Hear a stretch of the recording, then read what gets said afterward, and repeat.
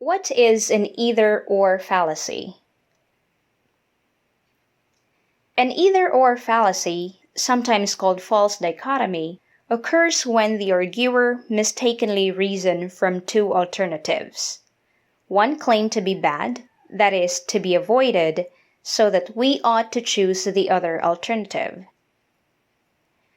Put differently, an either-or fallacy consists of mistakenly assuming that there are only two possible solutions to some problem, or that solving some problem consists of choosing between only two alternatives. Thus, in either-or fallacy or false dichotomy, the argument develops by showing that one of the alternatives is false or unacceptable, and then concludes that the other must be true. To understand this better, let us consider some examples here. Example 1. As I see it, either we enforce the death penalty or we eventually find the convicted murderer out on parole. We cannot have murderers going free, so we had better start enforcing the death penalty. Now, this example takes this form. Either we enforce the death penalty or we eventually find the convicted murderer out on parole. We cannot have murderers going free. Therefore, we must enforce the death penalty. So the form of the argument is as follows. Either P or Q. Not Q. Therefore, P. And so if one is familiar with a disjunctive proposition in symbolic logic, one may notice that the argument is a valid argument form. Hence, the either-or fallacy or false dichotomy does not consist in the use of an invalid argument form.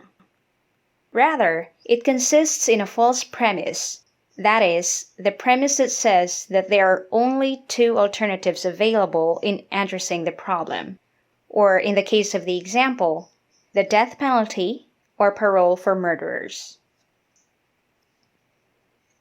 Now let's consider another example. President George W. Bush. If you are not with us, then you are against us. We heard this famous line of the former President of the United States, George W. Bush, during his war against the Al-Qaeda.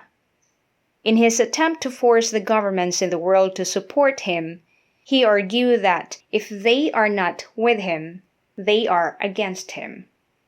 Of course, it does not always follow that if one is not in favor of a particular idea, then he is against it.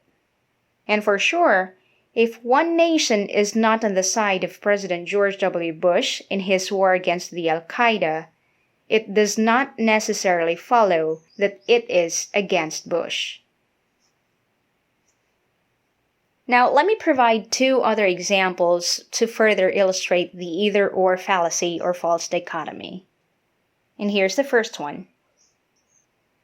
Either we give in to these terrorist demands and jeopardize the lives of thousands of Americans, or we refuse and risk the lives of the hostages. Well, I, for one, will not risk the lives of the Americans all over the world.